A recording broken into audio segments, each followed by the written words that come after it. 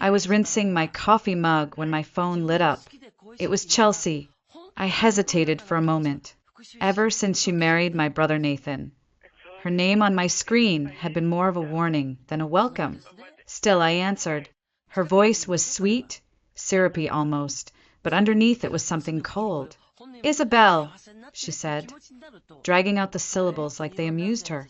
I figured you should know. I used your college fund to buy our new house. I stopped mid-motion, my hand tightening around the mug. You what? I asked quietly. Chelsea laughed. Oh, come on. You weren't actually going to use it, were you? Be real. You're in your 30s, working a stable job. That doctor thing was always just a dream. Time to grow up. Her words didn't even sting. They didn't land because I already knew. I leaned against the counter, staring at the quiet, snow-covered street outside. How exactly did you manage that? I asked, my voice calm, too calm, and that seemed to throw her off for half a second. It was easy, she said. Nathan still had access to the fund from when your grandparents first set it up, remember? All I needed was his signature. The house is gorgeous, by the way. You should come see it sometime. Oh, wait, you probably wouldn't want to. Too many reminders of what you gave up. I pictured her standing in some marble foyer, admiring her own reflection, probably wearing those painfully fake Louboutins and thinking they made her someone important. She expected me to scream, to cry, to beg her to give it back. Instead, I said, well, thanks for letting me know, Chelsea. I hope the foundation holds. There was a pause, followed by her voice rising just slightly. That's it? No reaction. No breakdown. Where's the drama, Isabel? I ended the call. The silence that followed was thick, not heavy with sadness, but with purpose. I walked into my study, opened my laptop, and pulled up an email. There it was, the confirmation I'd been waiting for. My attorney had already locked the fund 2 weeks ago, rerouting it into a secure account I'd set up under my name only. Chelsea had tried and failed, and every step of her attempt had been documented. My grandmother always said, don't just trust people, trust their patterns, and protect your future like it's your life. Grandma Edith wasn't just wise, she was battle-tested. She built a medical nonprofit during a time when women weren't even allowed in some hospital boards. She knew what it was like to have your dreams dismissed, and she taught me how to guard mine. I'd seen this coming the moment Chelsea walked into our family 6 months ago, glittering in designer knockoffs and promises. 2 weeks after meeting Nathan, she had him proposing in front of all of us at Sunday dinner, holding a ring that looked far more expensive than anything his paycheck could justify. By week 3, she was already sitting next to my father at the fireplace, asking softly about that education fund Isabel never used. By week 4, she had memorized the account number. She underestimated me. That was her first mistake, because I hadn't let that money sit unprotected all these years. I'd moved it strategically. I'd run audits on it annually, just like Grandma taught me. And the moment Chelsea started showing too much interest, I'd contacted Marissa, our family's old estate lawyer, now one of the top asset protection attorneys in Minnesota. Document everything, Marissa had said. Every call, every question, every signature. People like her don't stop until you make them. And so I did. Now I stood at my window, watching the snow fall gently across the city. Somewhere out in Edina, Chelsea was unpacking boxes in a house she thought she owned, bought with money she thought she'd stolen. She had no idea she'd just stepped into a legal minefield. Friday was the deadline the realtor had set. For days left, and Chelsea, bless her clueless heart, was about to learn just how far I'd go to defend the life my grandmother believed I deserved. It started at Thanksgiving dinner. Chelsea had only been in our lives for a few weeks, but already she was talking like she belonged. She sat at the head of the table, not Nathan, who had always carved the turkey, but Chelsea, dressed in a tight beige jumpsuit that looked more appropriate for a cocktail lounge than a family gathering. She laughed too loudly. complimented my mother's mashed potatoes with a condescending, "This is so quaint," and spent most of the meal subtly steering the conversation toward her favorite topic, money. At first, I thought I was imagining it. The way she glanced at me when Grandma Edith's name came up. The way her eyes lit up when Nathan mentioned that our grandmother had left behind something substantial for my education. But then she asked the question I'd been dreading. "So, Isabel," she said, dabbing at the corner of her lip with a napkin, "that education fund, what's happening with it these days? You ever going to use it, or are you just letting it sit there?" The table went quiet. I smiled. "I'm still planning on going back to school." Chelsea tilted her head. "Really? At your age?" My mother cleared her throat. Nathan looked uncomfortable.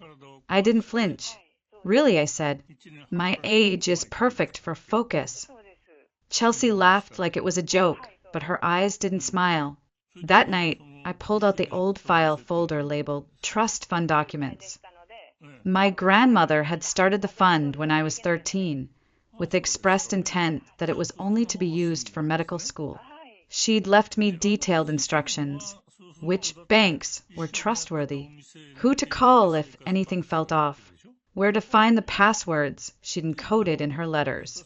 I sat in bed until midnight, rereading her last handwritten note. "You are my wild card, Isabel. You see things before others do. You don't shout to be heard, you wait. You calculate. And when you move, it's with purpose. Use that, especially when others underestimate you." Chelsea was already showing her cards. Over the next few weeks, she became bolder. She began asking Nathan about joint accounts, insisting that married couples should share everything. I overheard her once in the hallway, speaking softly to someone on the phone. "I'll find out how much is left in it, don't worry." That same day, I called Marissa. "Something's coming," I told her. She didn't question me, just asked for copies of every financial document linked to the fund.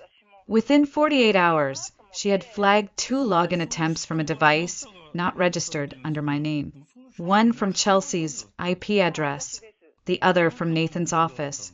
Chelsea was trying to map the system before she made her move. So we made ours first. We moved the funds $800,000 into a trust-controlled, encrypted account that required 2-factor authentication and biometric verification. Not even Nathan could access it anymore. Then we sat back and waited. I watched Chelsea parade around at family gatherings, calling herself Mrs. Grant like it was some royal title. She bragged about how she and Nathan were shopping for a house, even though neither of them had the credit score for a mortgage that size. She started visiting open houses in Edina, telling the realtors her husband's family had it covered.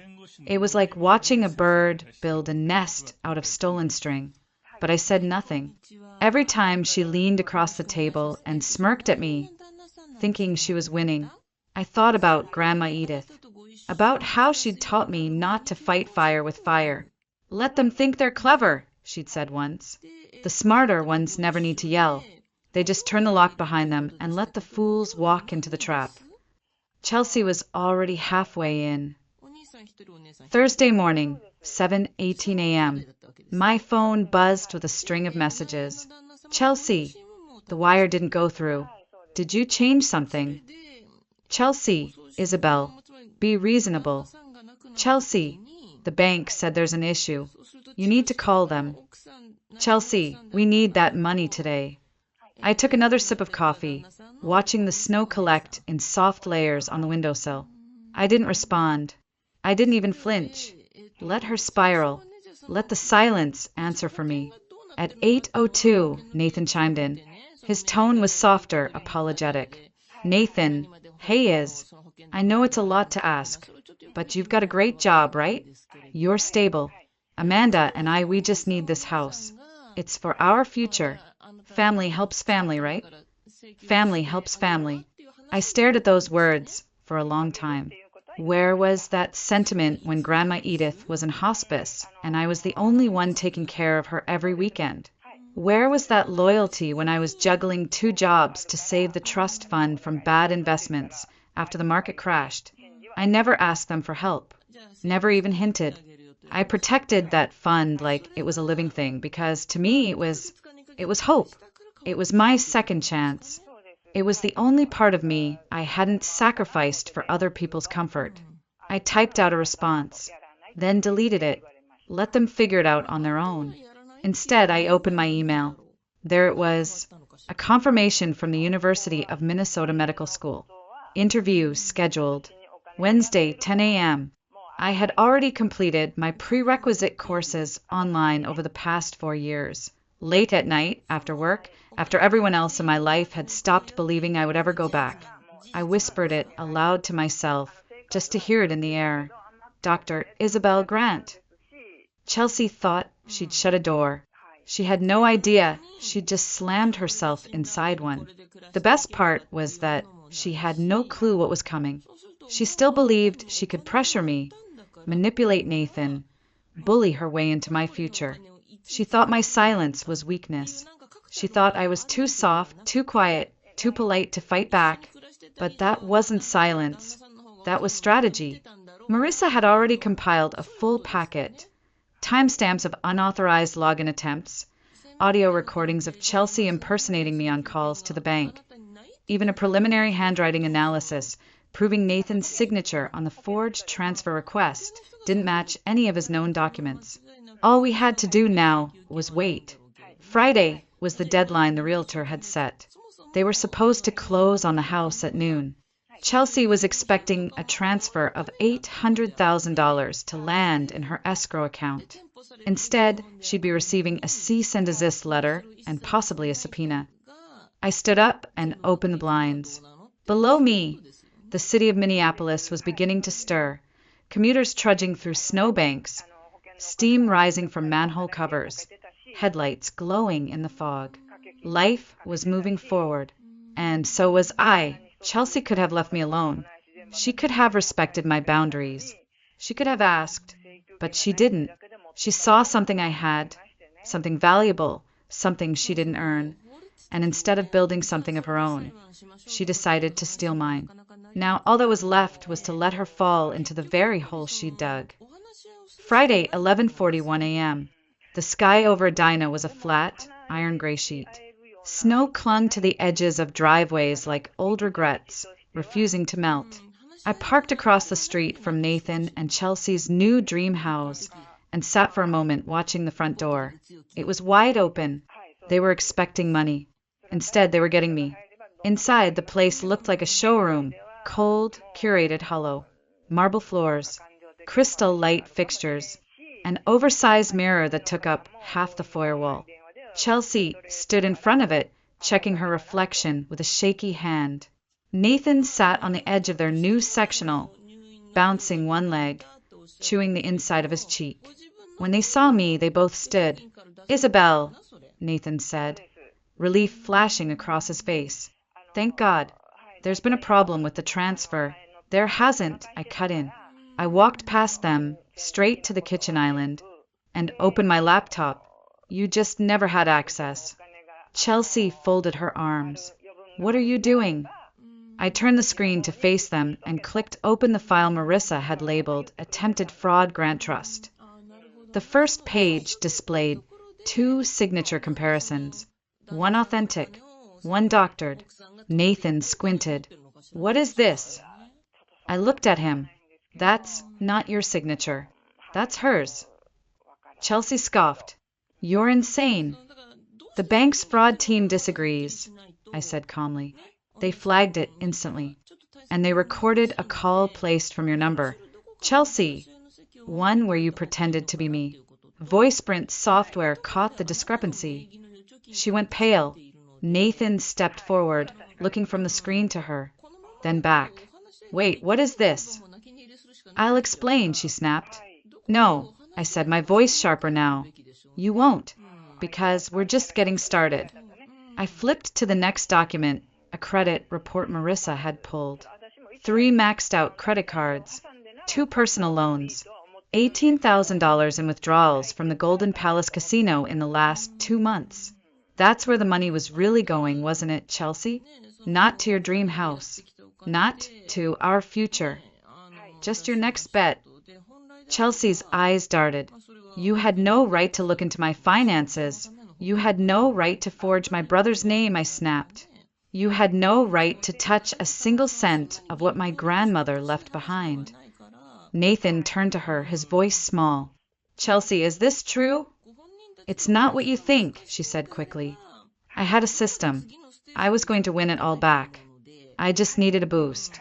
The house was part of the plan. We'd refinance later, it would cover everything. You don't understand, I was doing this for us. Nathan stared at her, like he didn't recognize the person in front of him. I opened one more file. This one, a string of text messages between Chelsea and a friend named Lila. In them, she bragged about marrying into a family with money, about accessing the trust before the idiot's sister figured it out. Her words, not mine. Nathan read them in silence, his shoulders slowly curling forward. When he finally spoke, it was barely more than a whisper. Get out. Chelsea blinked. What? Get out. His voice cracked. You tried to steal from my sister. You lied to me. You forged my name. You gambled away our savings. Baby, she pleaded, stepping forward. Get out, Chelsea, he roared. She flinched. Mascara streaked down her cheeks as she grabbed her purse and stormed past me. At the door, she turned and hissed. You think this is over? I always land on my feet. I didn't reply. I just watched the door slam shut behind her. Nathan sat down heavily on the couch, burying his face in his hands. I'm so sorry, Iz. I should have listened when you said something felt off. I wanted to believe someone could love me that much, that quickly. I pulled an envelope from my bag and handed it to him. What's this? Contact information for a divorce lawyer, and all the documentation you'll need to protect yourself. He opened it slowly, his hands trembling. Page after page of damning evidence. His face hardened with every line. She never loved me, did she? I looked at him gently. No, but that's not your fault. She's done this before. You were just the next target. He looked up. What do we do now? I closed the laptop. Now, I said, we press charges. Nathan stared at the floor like he was trying to find solid ground beneath him, but everything had already cracked. He didn't cry. Not yet. His silence was heavier than tears. I sat beside him, letting the weight of what had just happened settle into the walls. I should have known, he whispered. No, I said quietly. She's good at this. Too good. He looked at me, eyes rimmed red. What do you mean? I opened my laptop one last time and pulled up the final document in the folder. 3 years ago, a man named Jordan Callahan filed a police report in Austin, Texas. His wife had disappeared with over $300,000 from his business accounts. Same MO, fast romance, quick marriage, sudden joint access to finances, and then gone. Her name then was Anna Wells. Nathan blinked. That's Chelsea. It was Chelsea before that, and Amanda Wilson before that. Different names, same story. Different men, same ending. I handed him a printed report. They couldn't press charges in time. She vanished before they gathered enough evidence, changed her name, moved states, started over. Nathan covered his face. God, I let him process it in silence. The truth needed time to soak through. I'd been there before, when I found out our mother had lied to us for years about Dad's pension. That kind of betrayal doesn't just hurt. It rearranges the furniture in your soul. Suddenly, you don't trust the floor beneath your feet. She targeted you, I said, voice low. She asked about the trust fund on your second date. She told Lila, her friend, that she had found a golden goose. You weren't her husband, Nathan. You were a plan. He sat still for a moment, then nodded slowly. Press charges, he said. I'll testify. Give them everything. I reached into my bag and handed him a USB. Everything's already organized. Marissa's ready to go. But you need to protect yourself, too. There's a freeze on joint accounts, and we've flagged all recent transactions to offshore banking routes. There's still time to reverse some of it. He took the USB with both hands, as if it might fall apart. I'm sorry, Isabel, he said again, his voice shaking. I was supposed to protect you. Not this. I smiled gently. You protected me enough when we were kids. Now it's my turn. My phone buzzed. A message from Marissa. Chelsea's previous victims are ready to talk. We can move forward. I looked at Nathan. We're not the only ones. Jordan's family, another woman from Chicago, and a retired teacher in New Jersey. They all have evidence. They all want justice. His jaw tightened. Then let's give it to them. And just like that, the soft, timid man who once blindly believed in love began to disappear. In his place was someone who had seen the edge of destruction and stepped back. I stood to leave, packing my laptop as I did. You really going to medical school? He asked suddenly. I turned to him, meeting his eyes. Yes, I said. Interviews, next week. Grandma left that money for a reason. I'm not wasting it. He nodded, swallowing hard. She'd be proud of you. I smiled. She'd be proud of you, too, for finally seeing the truth. Outside, the clouds had begun to part. The snow was still thick, but sunlight broke through like a promise. Chelsea might have believed she could write the ending of this story, but what she didn't know was I'd already written the next chapter. The courthouse smelled like old paper and freshly brewed coffee. The walls echoed with footsteps and the low murmur of strangers. I stood in the hallway just outside courtroom 4B, wearing my white coat for the first time. Not for the court, but for myself. I'd just come from my medical school orientation. My ID badge still clipped to my collar. Isabel Grant, first-year student, University of Minnesota Medical School. It felt surreal, and yet entirely right. Ready? Nathan asked, appearing beside me. His suit was neat but borrowed, his face thinner but sharper. In the weeks since Chelsea walked out of that dream house, he'd become a different man, more grounded, more focused.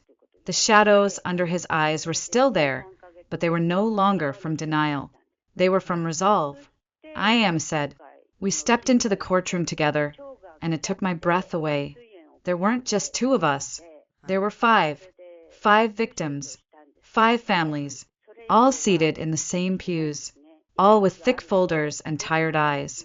Jordan Callahan, from Texas, sat at the front, his jaw clenched. Beside him, a retired teacher from New Jersey.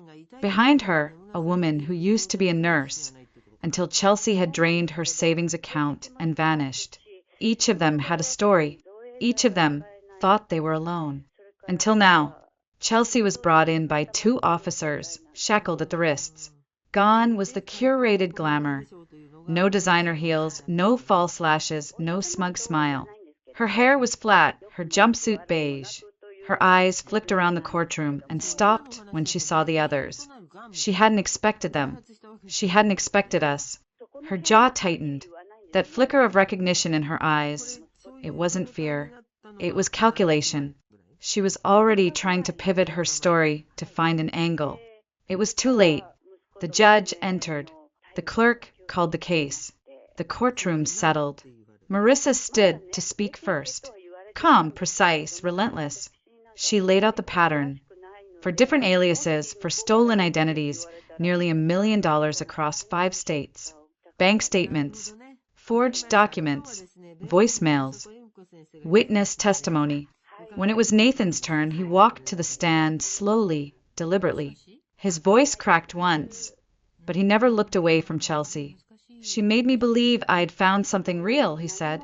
She made me believe we were building a future together. But really, she was just dismantling mine behind my back. The money she tried to take wasn't just cash. It was the legacy my grandmother left for my sister.